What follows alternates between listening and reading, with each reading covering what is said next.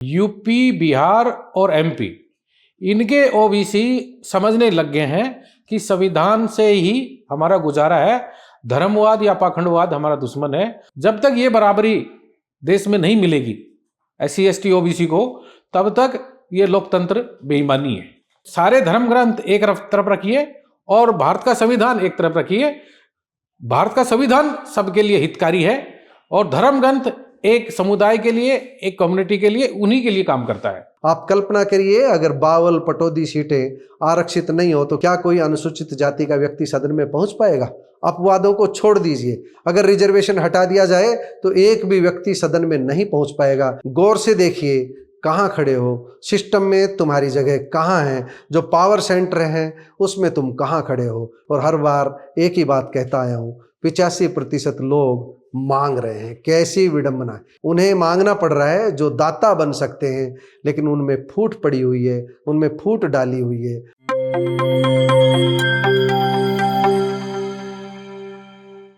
प्यारे दोस्तों, सादर अभिवादन। मैं हूं महेश कुमार वैद्य और आप देख रहे हैं NJP हरियाणा।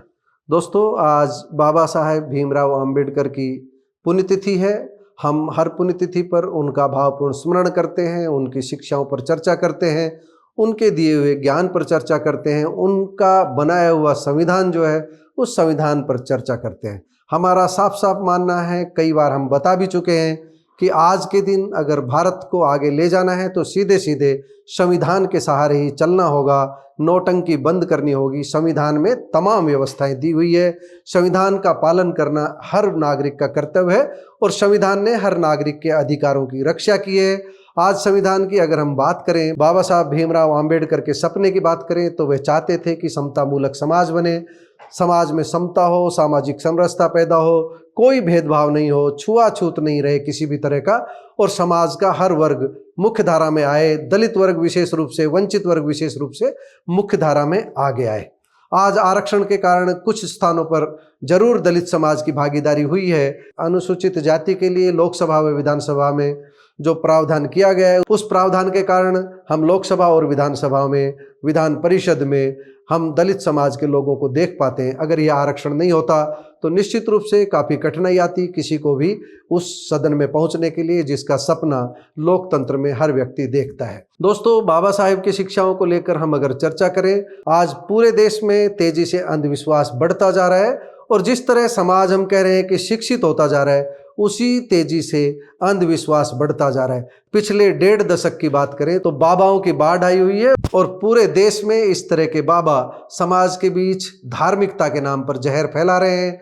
कोई हिंदुत्व की राजनीति कर रहा है तो कोई किसी अन्य पंथ की राजनीति कर रहा है, लेकिन इनकी दुकान में कोई सामान नहीं है। छोटे मोटे जादूगर जैसे होते हैं, वह हाथ की सफाई से जैसा दिखाते हैं उसी तरह की ये सफाई दिखाते हैं। भीमराव अंबेडकर ने कहा था कि हमें अंधविश्वास से बचना है, लेकिन आज समाज तेजी से अंधविश्वास के गर्त में जा रहा है। पिछले 1 दशक की बात करें तो जिस तेजी से इन बाबाओं ने अंधविश्वास फैलाया है, कोई मथुरा से फैला रहा है, कोई कन्याकुमारी से फैला रहा है, कोई किसी और कोने से फैला रहा है। इन्होंने एक एक व्यक्ति के दिमाग में धर्म के नाम पर कचरा भर दिया है, धर्म के नाम पर डर बैठा दिया है, लोगों का वैज्ञानिक चित्त छीन लिया है। बाबा साहब चाहते थे कि सर्व समाज समानता का व्यवहार करे, आपस में उनके बीच समानता हो, सामाजिक सौहार्द हो, लेकिन अभी हम राजनीति की बात करें तो हर जगह जातिवाद दिखाई देता है। हर जगह जातिवाद घर कर चुका है, जाति के नेता पैदा हो रहे हैं। मैंने पिछले दिनों एक बात कही थी कि आज भी अखबारों में यह खबरें आती है कि प्रधानमंत्री ने दलित के घर भोजन किया, प्रधानमंत्री ने दलित के हाथों उद्घाटन करवाया, प्रधानमंत्री दलितों के बीच पहुंचे, फला मंत्री दलितों के बीच पहुंचे, उनके साथ भोजन किया। इसका सीधा सीधा अर्थ यही है कि दलित आज भी 2ym दर्जे के हैं। अगर वे बराबर होते तो इस तरह की खबरें नहीं आती। कभी आपने सुना है कि स्वर्ण के घर प्रधानमंत्री ने भोजन किया? इस तरह की खबरें ही आती है कि दलित के घर भोजन किया, और इस तरह की खबरें इसलिए आती है कि क्योंकि समाज ने आज भी बाबा भीमराव अंबेडकर की 22 शिक्षाओं को स्वीकार नहीं किया है, 22 जो शपथ दिलाई थी उनको स्वीकार नहीं किया है। दोस्तों, मैं हर बार अपनी स्थिति स्पष्ट करता हूं, आज भी स्पष्ट कर रहा हूं। मैं ये नहीं कह रहा कि हमको हिंदू धर्म छोड़कर बौद्ध धर्म में जाने की जरूरत है। मेरे लिए धर्म की ऐसी कोई व्याख्या नहीं है जिसके लिए मुझे किसी शब्द का इस्तेमाल करना पड़े। मेरे लिए धर्म करुणा का नाम है, मेरे लिए धर्म मानवता का नाम है, मेरे लिए धर्म परोपकार का नाम है। मैं उन्हें धर्म नहीं मानता। मेरा सीधा सीधा दृष्टिकोण है कि धर्म केवल मनुष्यता सिखाता है और मनुष्यता के लिए किसी टाइटल की जरूरत नहीं है। तो एक बार मैं बाबा साहब भीमराव अंबेडकर की 22 शिक्षाओं की 22 शपथ की मैं चर्चा कर रहा था।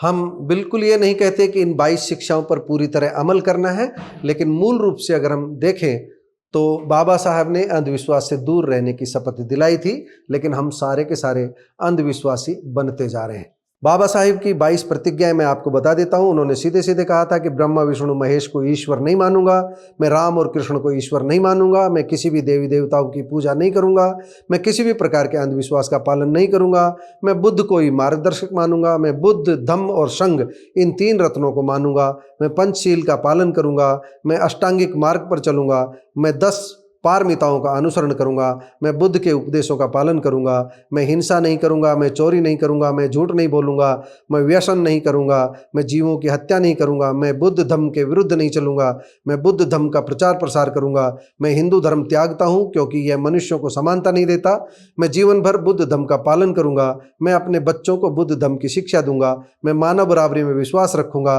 मैं अपने जीवन में स्वतंत्रता, समानता और बंधुत्व को अपनाऊंगा। दोस्तों, ये थी 22 प्रतिज्ञाएं, 22 शिक्षाएं, 22 शपथ। मैं ये नहीं कह रहा कि इनमें 22 शपथ मानने की जरूरत है, मैं ये नहीं कह रहा कि 22 शपथ जरूरी है आपके लिए, हम ये नहीं कह रहे कि ये 22 प्रतिज्ञाएं मानना कतई आपके लिए जरूरी है, हम ये भी नहीं कह रहे कि इन 22 शिक्षाओं पर चलना जरूरी है, हम ये भी नहीं कह रहे कि आप बुद्ध धर्म अपना लीजिए। हम सिर्फ ये बताना चाह रहे हैं कि कितने दुखी हुए होंगे बाबा साहब भीमराव अंबेडकर जब उन्होंने हिंदू धर्म छोड़कर बौद्ध धर्म अपनाया। ऐसा प्रयास उन्होंने इसलिए किया, ऐसा कदम उन्होंने इसलिए उठाया क्योंकि हिंदू धर्म में मनुष्य को मनुष्य नहीं समझा जाता, मनुष्य के बीच जातिगत भेदभाव किया जाता है।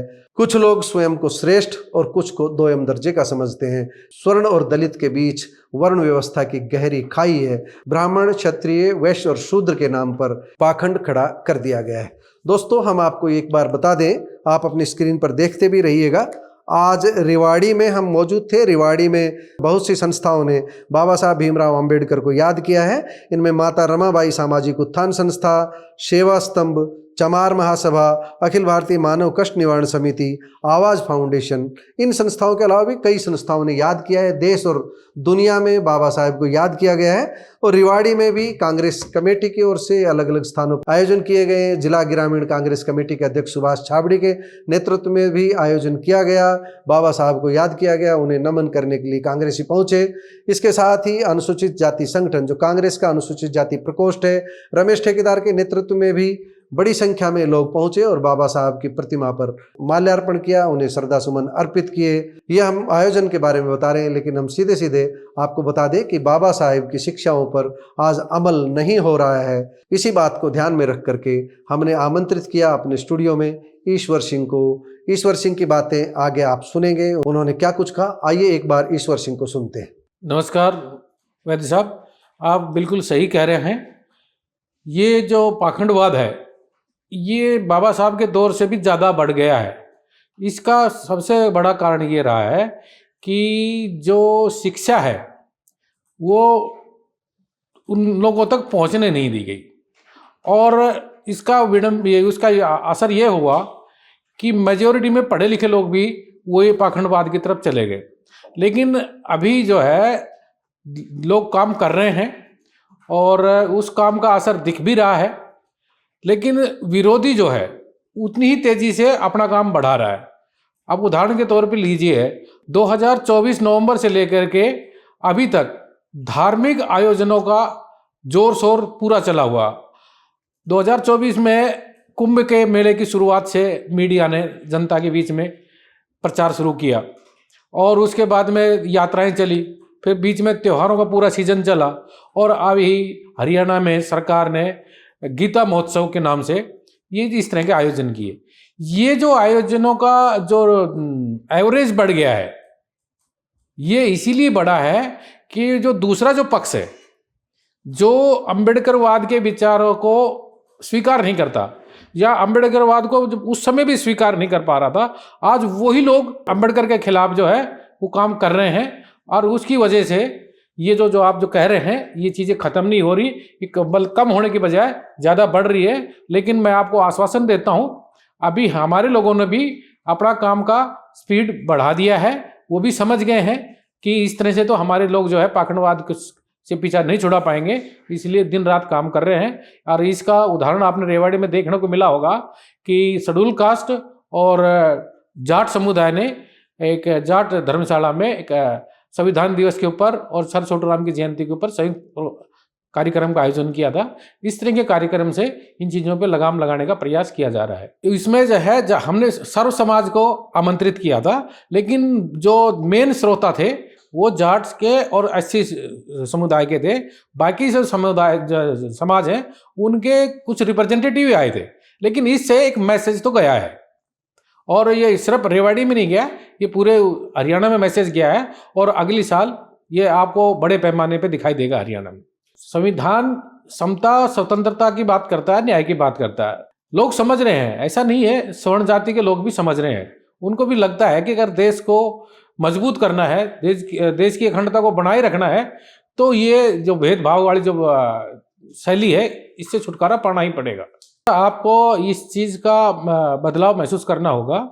यूपी, बिहार और एमपी, इनके ओबीसी समझने लग गए हैं कि संविधान से ही हमारा गुजारा है, धर्मवाद या पाखंडवाद हमारा दुश्मन है। और वहाँ पे आप देखेंगे रोज नए कार्यक्रम हो रहे हैं, लोग बढ़ चढ़ कर हिस्सा ले रहे हैं और इसमें कई जो चेहरे उभर के आ रहे हैं, जैसे कि एक राजकुमार भाटी है, एक डॉक्टर लक्ष्मण यादव है, अभी बिहार में प्रियंका भारती है और एक यादव है।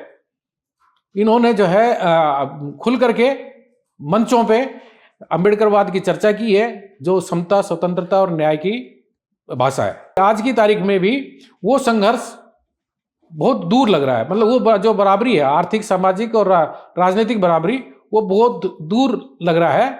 इसके लिए उन्होंने जो चेताया था आज बिल्कुल हमें समझ में आ रहा है और इसके लिए हमें संघर्ष करना पड़ेगा। जब तक ये बराबरी देश में नहीं मिलेगी SC ST OBC को, तब तक ये लोकतंत्र बेईमानी है। जो जितने भी धर्म ग्रंथ हैं सभी इंसानियत के लिए काम करने के लिए प्रेरित करते हैं, लेकिन उनमें क्या है, आदमी को चमत्कारों के नाम पे मूर्ख बनाने का एक वो रहता है, माध्यम रहता है। लेकिन संविधान भी इंसानियत की प्रोटेक्शन की बात करता है। इसमें अगर आप प्रस्तावना को आप गौर करेंगे, उसमें व्यक्ति की गरिमा एक शब्द लिखा गया है। व्यक्ति की गरिमा क्या है? व्यक्ति की गरिमा सबकी मतलब इंसानियत को महत्व देना है। तो सारे धर्म ग्रंथ एक तरफ रखिए और भारत का संविधान एक तरफ रखिए। भारत का संविधान सबके लिए हितकारी है और धर्म ग्रंथ एक समुदाय के लिए, एक कम्युनिटी के लिए, उन्हीं के लिए काम करता है। दोस्तों, आपने ईश्वर सिंह की बातें सुनी। वह स्वयं स्वीकार कर रहे हैं कि आज हमारे समाज में अंधविश्वास फैल रहा है, लेकिन वह यह भी बताते हैं कि उम्मीद करें आने वाला समय अच्छा होगा और समाज अंधविश्वास से दूर होगा। दोस्तों, हम बहुत बार ये समझाते हैं कि हम ब्राह्मणवादी व्यवस्था के खिलाफ हैं, ब्राह्मणों के खिलाफ नहीं है, हम किसी जाति के खिलाफ नहीं है, लेकिन हम चाहते हैं कि जाति और धर्म के कालम से किसी व्यक्ति का मूल्यांकन नहीं हो। किसी व्यक्ति का मूल्यांकन उसकी जाति से न हो। किसी व्यक्ति को चुनना हो, मत देना हो, तो उसकी जाति के आधार पर नहीं हो, उसकी योग्यता के आधार पर नहीं हो। लेकिन आज योग्यता नहीं देखी जाती। आप कल्पना करिए, अगर 52 पटौदी सीटें आरक्षित नहीं हो तो क्या कोई अनुसूचित जाति का व्यक्ति सदन में पहुंच पाएगा? अपवादों को छोड़ दीजिए, अगर रिजर्वेशन हटा दिया जाए तो एक भी व्यक्ति सदन में नहीं पहुंच पाएगा, क्योंकि हमारी सोच आज भी कचरा है, हमारी सोच में मनुष्यता नहीं है। आज हम दलितों को, अनुसूचित जाति के लोगों को हे दृष्टि से देखते हैं, पिछड़ा वर्ग को हे दृष्टि से देखते हैं। हालांकि कुछ समय से पिछड़ा वर्ग के लोगों में होड़ लगी है कि किसी तरह हम स्वर्ण बन जाएं, लेकिन उन्हें पता नहीं है वह कितनी बड़ी भूल कर रहे हैं। वह उसी दिशा में जा रहे हैं जहां 1% लोग समाज को लंबे समय से मूर्ख बनाते आ रहे हैं। पिछले हजारों वर्षों से मनुष्यता के एक हिस्से को गुलाम बनाया जा रहा है, उसी दिशा में आज हम बढ़ रहे हैं। जो पिछड़ा वर्ग के लोग हैं उन्हें ज्ञान ही नहीं है कि तुम्हें किस दिशा में ले जाया जा रहा है। पिछड़ा वर्ग के कुछ लोगों को, 1 से 2% लोगों को मुख्य धारा में दिखा करके सबको अंधा बनाया जा रहा है। गौर से देखिए कहाँ खड़े हो, सिस्टम में तुम्हारी जगह कहाँ है, जो पावर सेंटर हैं उसमें तुम कहाँ खड़े हो। मैं तुमसे अभिप्राय OBC, SC और तमाम आरक्षित वर्ग से पूछता हूँ और हर बार एक ही बात कहता आया हूँ, 85% लोग मांग रहे हैं। कैसी विडंबना है, उन्हें मांगना पड़ रहा है जो दाता बन सकते हैं, लेकिन उनमें फूट पड़ी हुई है, उनमें फूट डाली हुई है, अलग अलग संगठन बने हुए हैं। जब मत की बारी आती है तब उनका मत विभाजित होकर जाता है और वो लोग सत्ता में आ जाते हैं, वो लोग कामयाब हो जाते हैं, वही लोग सत्ता पर काबिज हो जाते हैं जो लोग अनुसूचित जाति और पिछड़े वर्ग का वोट बैंक की तरह इस्तेमाल करते हैं। दोस्तों, अगर हम डॉक्टर भीमराव अंबेडकर की पुण्यतिथि पर वास्तव में ही उन्हें याद करते हैं तो हमें उनकी कम से कम उन शिक्षाओं को जरूर पालन करना चाहिए जो हमें धर्मभीरू बनने से रोकती है, जो हमें धर्म का डर दिखाने वालों से दूर रहने की नेक सलाह देती है, जो हमें शिक्षित बनने की सलाह देती है, जो हमें संगठित होने की सलाह देती है। यही बाबा साहब का संदेश था। पुण्यतिथि पर इतना ही। दोस्तों, आपको हमारी रिपोर्ट कैसी लगी कमेंट बॉक्स में जाकर बताइएगा जरूर। नमस्कार, धन्यवाद।